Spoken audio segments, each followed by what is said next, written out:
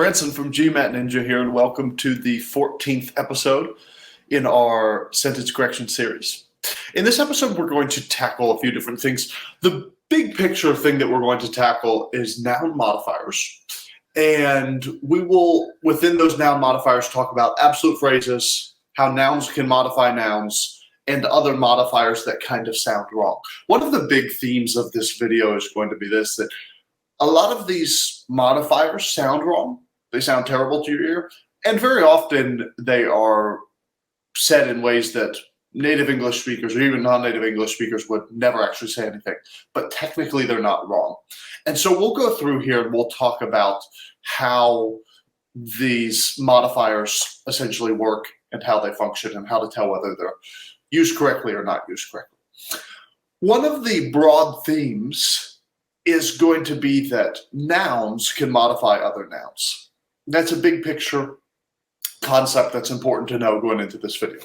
If you look here at our first example, I've got several examples here on the board, and we'll take a little bit of time to go through these because these are actually pretty important concepts. So if you look here at this first example, Damascus Gate, which is a large restaurant, can seat more than 6,000 customers. Now, when you see the sentence, it probably looks fairly normal to you.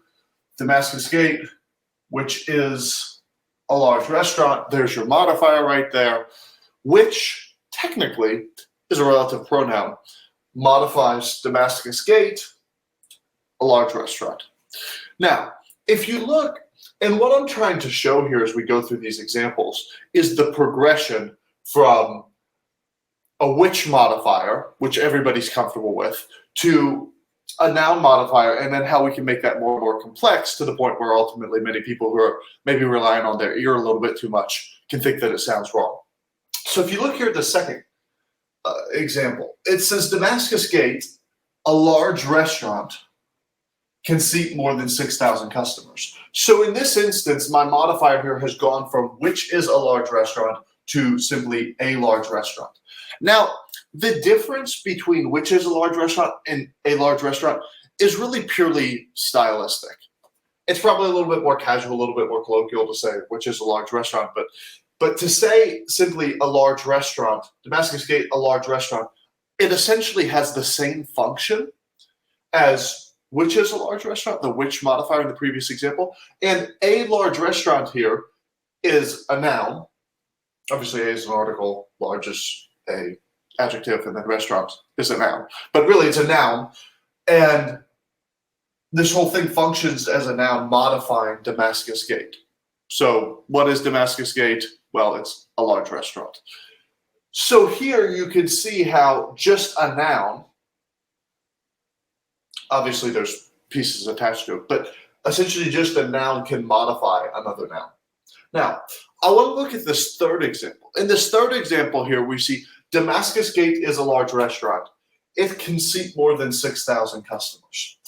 Now, this is actually, I wanted to include this example because the tendency of most students when they start to see noun modifiers is, hey, that sounds wrong, that sounds off. And usually what they're picking up on is the idea that you can't have two independent clauses within the same sentence that are separated by nothing other than a comma. You need some sort of conjunction. So typically when students don't like the way it sounds, it's because they're used to picking out, well, hey, those are two independent clauses separated only by a comma. That doesn't work. So if you look, the reason that often some of these noun modifiers will sound wrong, and we'll get into a couple that are going to sound a little bit more wacky in just a second, but the reason is because you cannot have Damascus Gate is a large restaurant. It can seat more than 6,000 customers. Each of these are independent clauses. It can seat more than 6,000 customers, full sentence, independent clause. Damascus Gate is a large restaurant, full sentence, independent clause. Now, we'll talk about this sort of thing and what you can do with it in another video. But the point is, the reason that a lot of these noun modifiers will sound wrong is because you can't have two independent clauses.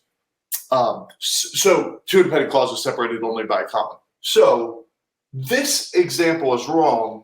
These two are fine, are the proper way to say something. Now, I want to look at this fourth example here. Damascus Gate, a large restaurant housed in a building that cost 40 million to construct. Okay, so here, a large restaurant housed in a building that costs 40 million to construct. Right there, what I have is my modifier. A large restaurant housed in a building that costs 40 million to construct. Now, here's the thing. That may sound wrong. And again, probably not how I would typically say things. But a large restaurant housed in a building that costs 40 million to construct is really just a noun, a large restaurant, with a modifier housed in a large building that costs 40 million to construct attached to it. And so again here I have what is essentially just a noun with a modifier modifying another noun. Again, nouns modifying nouns are totally fine. Now, this is different than the previous example because in the previous example, it can seat more than 6,000 customers and Damascus is a large restaurant. These were two independent clauses. A large restaurant housed in a building that costs 40 million to construct, that's not an independent clause. If I were to say to you, a large restaurant housed in a building that costs 40 million to construct, you'd be like, what? What's next? What comes after? So again, that's just a noun with a modifier housed in a building that costs 40 million to construct attached to it, so that can modify another noun. Finally, I want to look here at the last example. Damascus Gate, a large restaurant extending across more than 3 city blocks. So again, here's my modifier. And to finish the sentence, can seat more than 6,000 customers. So here's my modifier. A large restaurant extending across more than 3 city blocks. Now, Damascus Gate, the primary noun, main noun in my sentence. A large restaurant extending across. Now, really, this is no different than the previous example. A large restaurant, what type of large restaurant? One extending across more than 3 city blocks. And that whole thing, noun plus a modifier, modifies Damascus Gate. Again, you'll notice that the modifier itself is not an independent clause. A large restaurant extending across more than 3 city blocks, that itself is not an independent clause. So main point here is this. These things can sound pretty weird, but a noun can modify another noun. And a noun with a modifier attached can modify another noun. And so that's what we have going on in these last two examples. Obviously, a noun modifying a noun here, and then a which modifying. So first and second are both good. Third one is out because two independent clauses separated only by a comma. And then fourth and fifth one here are good as well. With that said, I want to get into some examples. We'll take a look. I'll pop a question up here on the screen for a moment, give you a second to work through it, then we'll come back and talk about it together.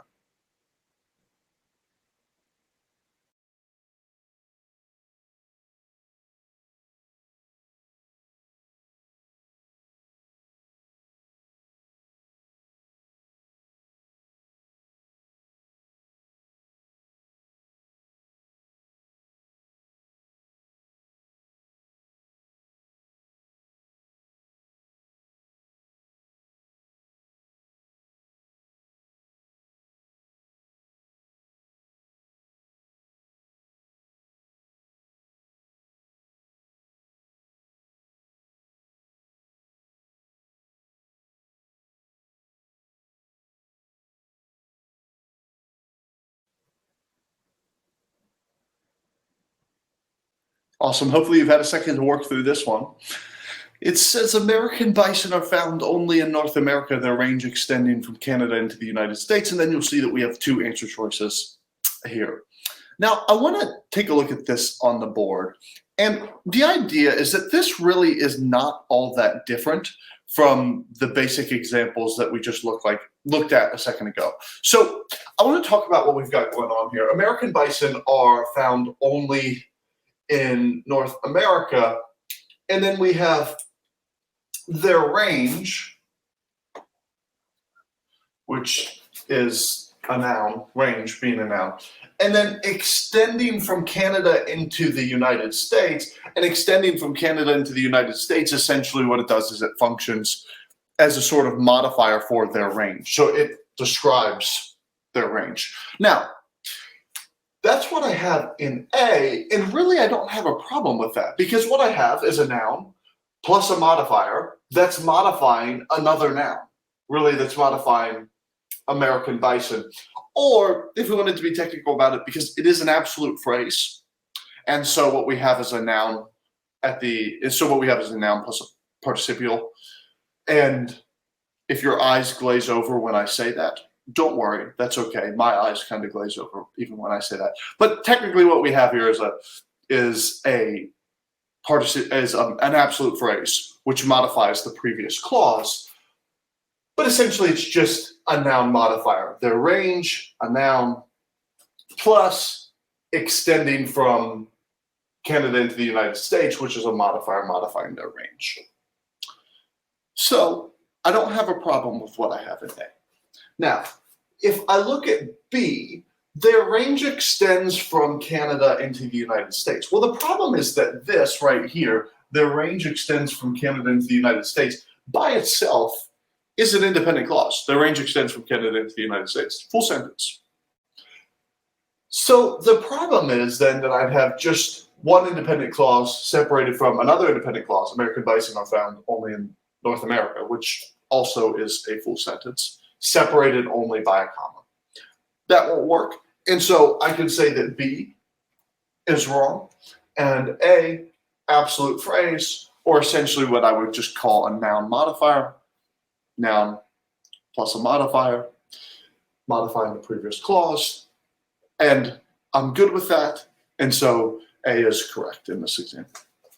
I want to, with that understanding, go ahead and take a look at a few official examples. I'm going to go ahead and pop this next one up on the screen and give you a second to work through it, and then we'll come back and we'll talk about it together.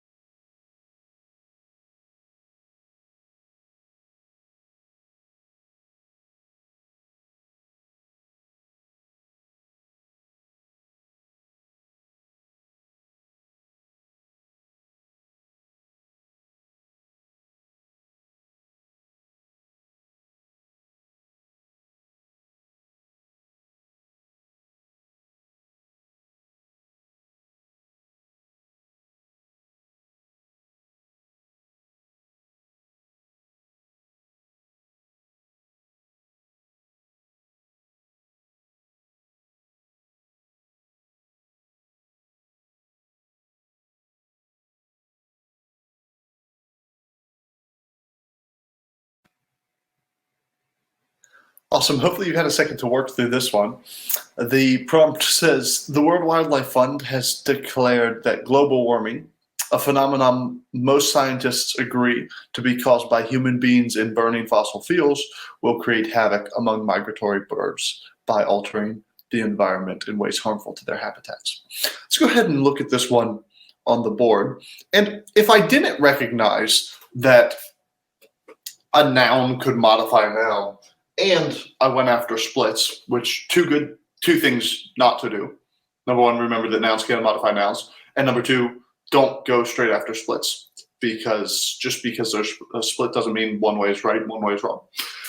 But if I did that, I would if I did either of those things, I would probably eliminate A, B, and C pretty. Fortunately, I don't do those things. But when I look at A, it tells me, so the World Wildlife Fund has declared that global warming, a phenomenon, so a phenomenon describes global warming is a phenomenon.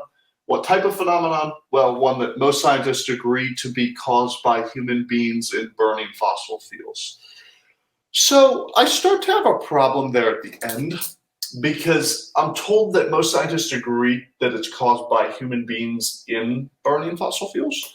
And if I'm very literal, which I should be on the GMAT, human beings in burning fossil fuels feels weird, because it sounds like the humans are inside the fossil fuels that are burning, which sounds painful and sounds terrible, but is definitely not the intended meaning of the sentence, that the human beings are actually being burnt by the fossil fuels. So I'm going to go ahead and cross out A. With B, I have a phenomenon most scientists agree that is caused by fossil fuels burned by humans. Well, here I have a little bit of a problem with, and by the way, this is a pretty challenging question, but a phenomenon most scientists that is caused by fossil fuels burned by humans. The word "that" in that place doesn't really make sense. It would make sense to say a phenomenon that most scientists agree is caused by fossil fuels burned by human beings. That I would feel a lot better about. But what is the "that" doing there? That is modifying a phenomenon most scientists agree. But that wouldn't make sense. And so because of this weird "that" that's just kind of stuck in there, I'm going to go ahead and I can eliminate B. With C, okay, a phenomenon that most scientists agree is caused by human beings burning of fossil fuels. Sounds really weird to me. Not the way that I would ever say anything. The WWF has declared that global warming, a phenomenon that most scientists agree is caused by human beings burning of fossil fuels, will create havoc among migratory birds. I would never say anything like that, but what I have here is now a phenomenon with a modifier that most scientists agree is caused by human beings burning of fossil fuels, modifying another noun, global warming. I really don't have a problem with that. And so because structure-wise it's fine and meaning-wise it's clear, human beings, they're burning of fossil fuels, so human beings are burning fossil fuels, and that's what is causing this phenomenon. Most scientists agree. And so C, although it sounds weird, I'll keep it in there because the structure is fine. With D, which most scientists agree on as a phenomenon caused by human beings who burn fossil fuels? Well, two problems. Number one, most scientists agree on as a phenomenon. Well, most scientists, I have a little bit of a problem with which most scientists agree on as a phenomenon, because I don't think the sentence is talking about whether scientists agree that it's a phenomenon. I think the sentence is talking about whether what most scientists believe is the cause behind that phenomenon. But the way that it's written, which most scientists agree on as a phenomenon, is like most scientists agree that it's a phenomenon. Sometimes scientists don't believe it's a phenomenon, which, while that may be the case, I don't think that's the intended meaning of the sentence. So I have a little bit of a problem with that. I also don't love caused by human beings who burn fossil fuels. Well, really, it's the burning of the fossil fuels. It's not that is causing the global warming, according to most scientists. It's not that the human beings, the people who burn them, are causing the global warming. So we can eliminate D for that reason. Finally, when I look at E, which most scientists agree to be a phenomenon caused by fossil fuels burned by human beings, again, I have kind of the same problem that I had with D, which most scientists agree to be a phenomenon. I don't think the meaning is that I don't think that I want to say that most scientists agree that it's a phenomenon. I think I want to say that most scientists agree that this particular phenomenon is caused by. And then I have a little bit of the same problem as D, because the phenomenon, according to these scientists, is not really caused by fossil fuels. It's caused by the burning of fossil fuels. And so I'll eliminate E for those two reasons, and I'm left with C. Point here is this: C has a modifier, sounds really weird, but technically isn't wrong and preserves the meaning of the sentence, and it ends up being the best answer choice. I want to go ahead and take a look at another one. And again, keep an eye out for these modifiers. Focus primarily on the modifiers in the sentence that I'm going to pop up here. And then we'll come back and we'll talk through it together on the board.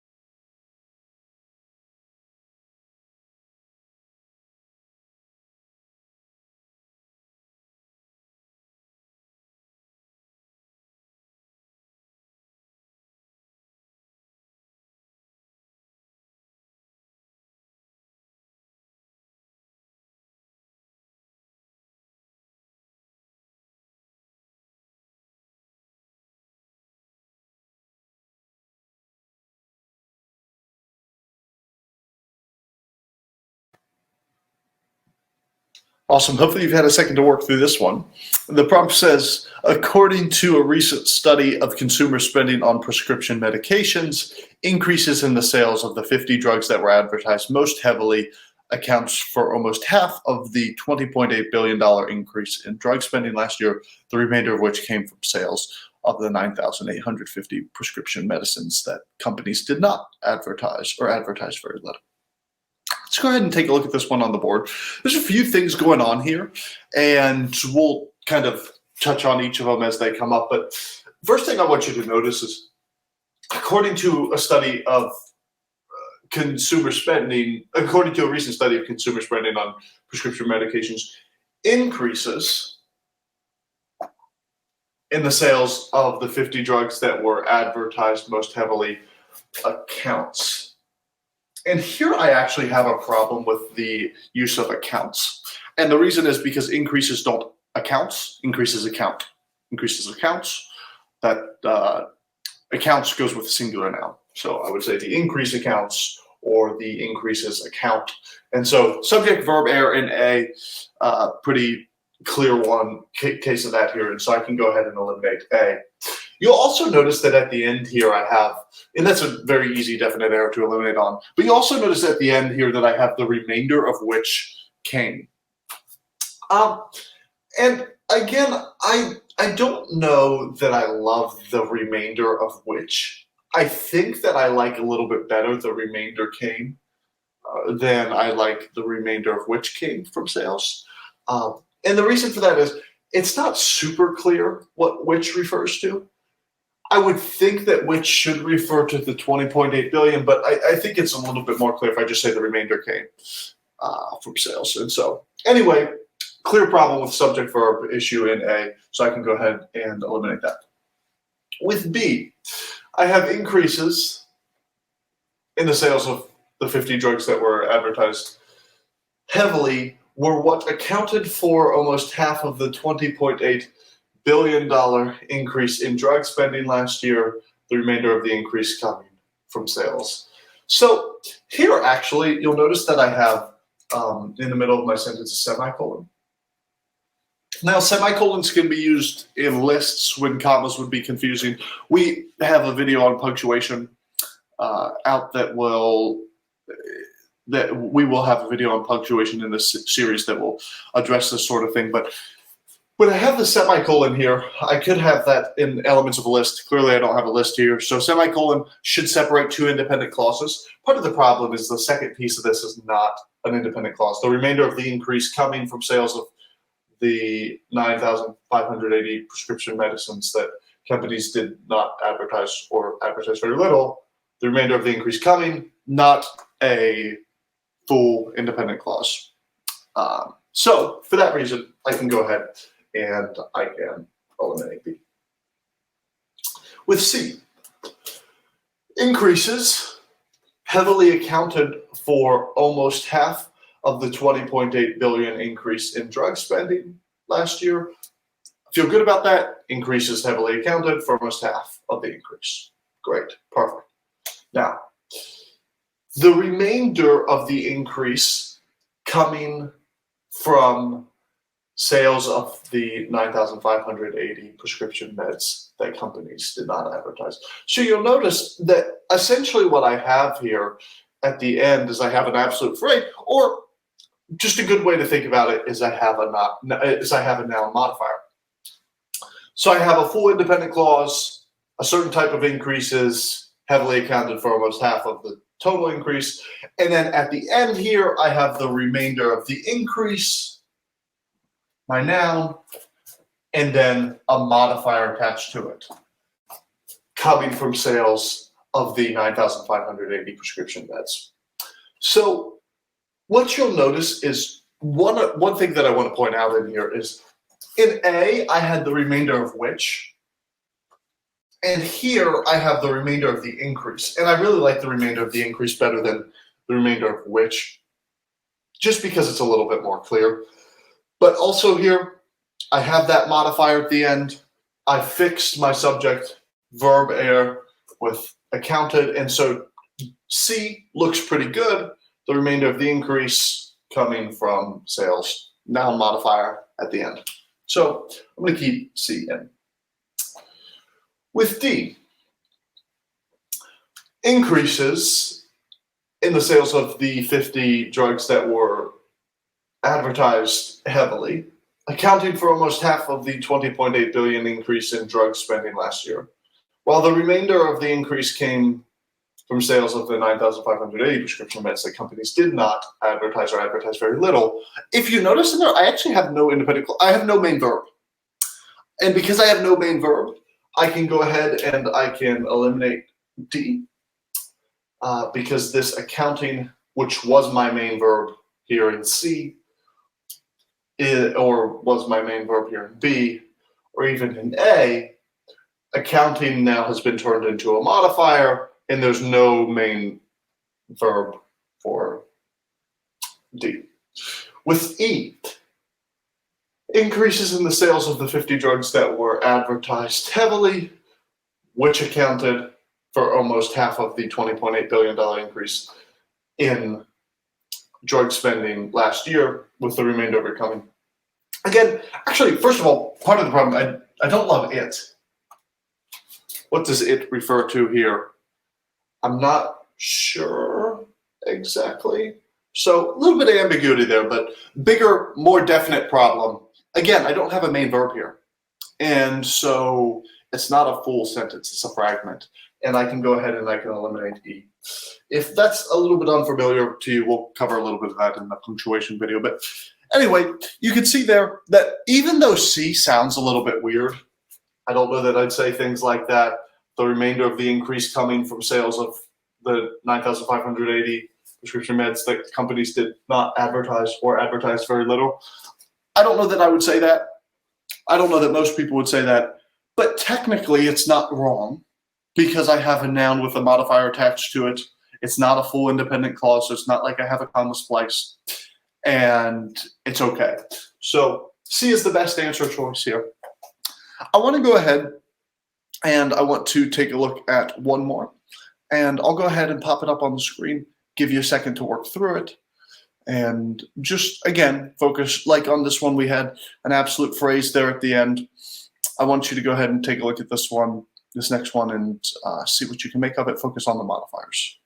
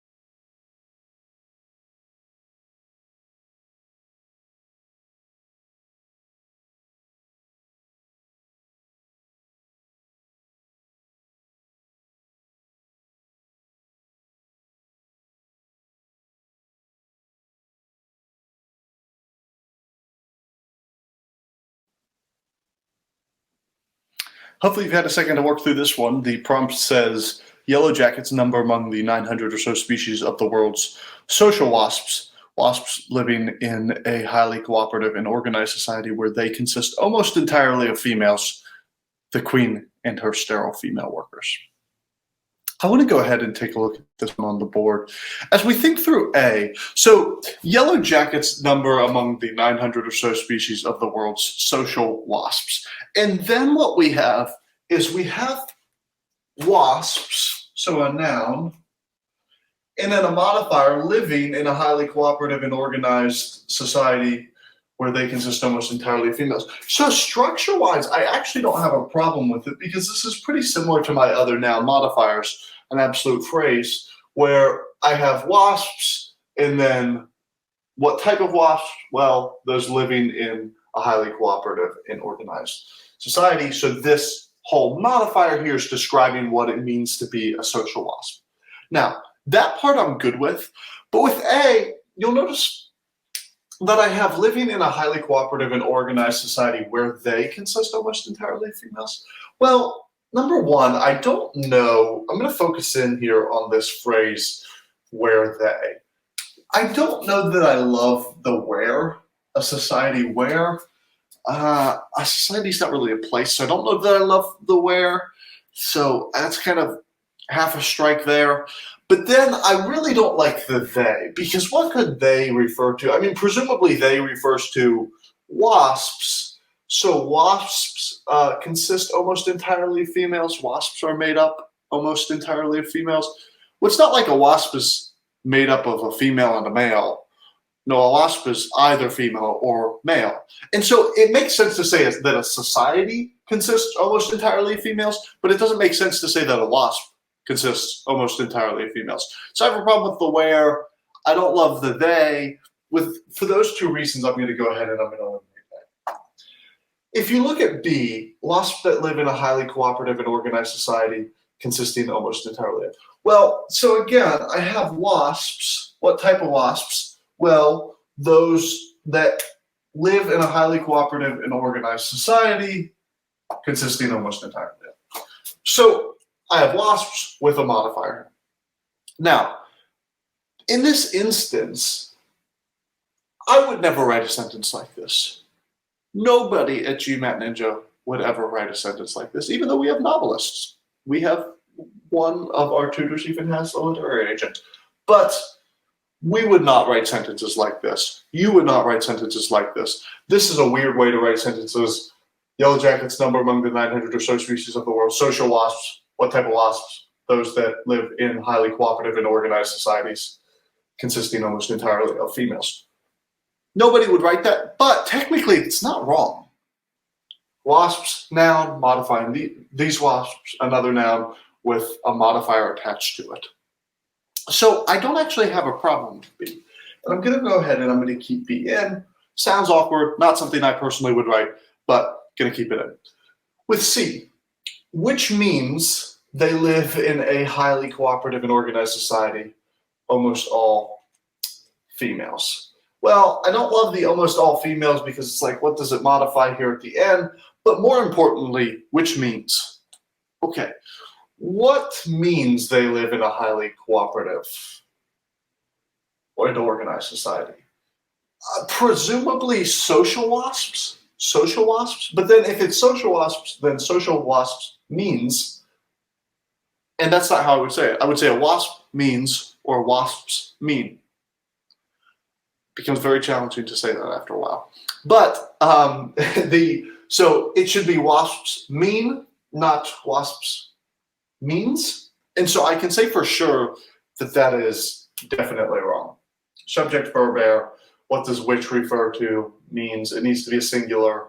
I don't have a singular noun before that which means could even refer to. So I'm going to go ahead and eliminate C. When I get to D, again, I've got the same exact problem here, which means I can go ahead and eliminate D for that reason. Finally, I get to E. Number among the 900 or so species of the world, social wasps, living. Now, part of the problem here is living at the end of the sentence here seems to actually modify the clause beforehand. And so that would modify yellow jackets. And really, I want to modify specifically the social wasps. And so I don't love that piece of it. But more importantly, living in a society that is highly cooperative, organized, and it consists of almost all. So I have the word and here. Anytime I have the word and, I need to figure out what my parallelism is. When I look at the end of the sentence, I have an independent clause, okay, and it consists of almost all. Well, the problem is that it consists of almost all would not be parallel to organized and cooperative, organized, cooperative, and it consists of almost all. That wouldn't work. Also, if I'm going to say it consists of almost all is parallel to the independent clause at the beginning, yellow jackets number among the 900 or so species of the world's social wasps. Well, the problem is this, is that then the first independent clause goes like this. Yellow jackets number among the 900 or so species of the world's social wasps, living in a society that is highly cooperative, organized. That would be the first, and I wouldn't want to end that independent clause with that is highly cooperative, organized. I would want to say that is highly cooperative and organized. And so either way, the parallelism doesn't work, and I can feel confident eliminating B. Again, the point on this one is really the broader point of this entire video, which is this, that yes, it sounds terrible. B sounds terrible. It's not something that I would ever write. But technically, I can have nouns that modify other nouns. And I can have an absolute phrase where a noun with a modifier attached to it modifies another noun or the clause beforehand. And so that's the key takeaway from this video is with these modifiers, don't rely too much on your ear. What you want to know is that nouns can modify other nouns. Those nouns that modify other nouns can have some sort of modifier attached to themselves. What I don't want, and the reason that these often sound wrong, is because it sounds like I have two independent clauses. So I want to make sure, okay, my modifier, it's not actually an independent clause, because if it's an independent clause, I can't just have a comma separating these two things. those are kind of the key takeaways from this video. Hopefully this video has been helpful for you, and hopefully it's been you feel like it's been beneficial and you've been able to take some things from it. Just keep these things in mind as you're going through some problems, and be sure to join us next week and for the rest of our sentence correction series.